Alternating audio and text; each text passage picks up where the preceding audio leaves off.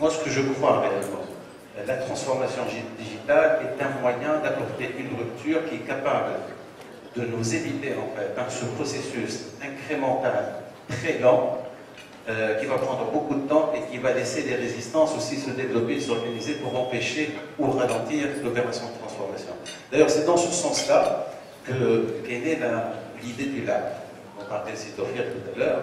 À côté du siège du gouvernement, on avait trouvé à notre disposition un local qui se prête bien, parce que même dans sa distribution, dans son architecture, il y a des open space, alors que vous savez, le siège du gouvernement, c'est plus fait pour, c'est ce que je disais, pour une organisation de harem. On ne pouvait pas franchir la porte du Premier ministre sans passer par 30 corridors et 36 chefs. Là, c'est une autre conception. Et on a réuni des jeunes, et parmi les choses sur lesquelles on a travaillé, à l'époque, on l'appelait le système d'information de l'État. Parce qu'effectivement, il y a beaucoup de résistance. Vous ne pouvez pas changer ministère par ministère, service par service. Ça va vous demander énormément de temps. L'idée, c'était de rassembler des équipes de tous les ministères. Et ce qu'on a fait, on a rassemblé l'ensemble des data de l'État.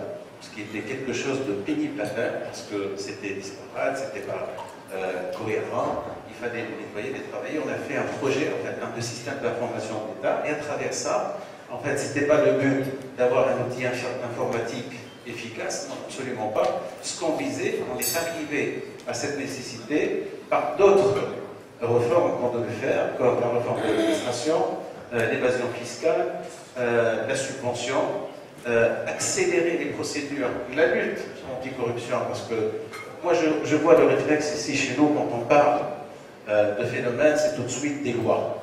Non, il n'y a pas que des lois. Là, une gouvernance, tout ça, c'est pas que des lois. On peut changer de texte et ne rien modifier. D'ailleurs, dans ce pays, on a la tradition. On a vécu pendant des décennies avec des beaux textes qu'on n'a jamais appliqués. Le problème, c'était qu'on les appliquait. Donc nous, on a voulu procéder différemment. C'est créer des faits sur le terrain. Et le digital, en ce sens, c'est quelque chose d'extraordinaire. Au lieu d'aller, en fait, discuter pendant des mois et des mois entre différentes parties politiques de comment il faut lutter contre la corruption, avoir un système d'information, en fait, où tout est tracé, où tout est confronté, où on fait des tests de cohérence, je vous assure, la moitié de nos difficultés peuvent disparaître. Mais pour ça, il faut apporter une approche et des gens qui sont différents, et je répondrai à cette question aussi sous-titre les jeunes, dont tout le monde disait que je n'avais pas l'habitude de travailler en direct avec les chefs. Ramenez-moi des jeunes. Mais les chefs, vous allez rester là pour leur offrir la garantie en fait, de réussir dans leur mission, surtout qu'ils vont travailler à cheval entre une organisation centralisée en fait, et leur point d'attache. L'idée c'était quoi? Effectivement, si vous voulez faire des choses en rupture, vous êtes obligé de ramener des jeunes. Rien à faire.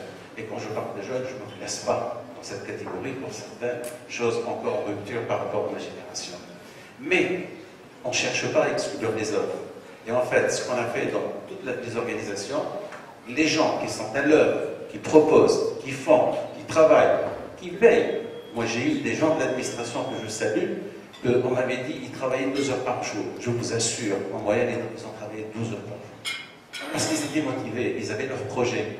Et ce qu'ils proposaient pour 3 ans, on avait contracté pour 6 mois.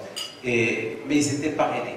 Ils étaient entourés de gens d'expérience, réellement. Pour la conférence, c'est ce qu'on a fait. On a pris même des retraités, parce qu'ils ont l'expérience.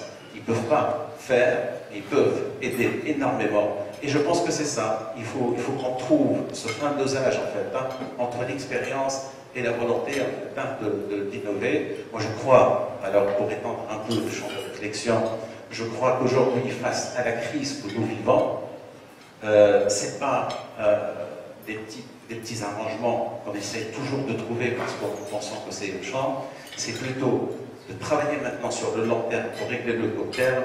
Et la seule manière de s'en sortir dans ce pays, c'est d'arriver à mobiliser les jeunes pour qu'ils se sentent responsables de ce pays, porteurs d'un projet et qu'ils transpirent pour ce projet pendant des années.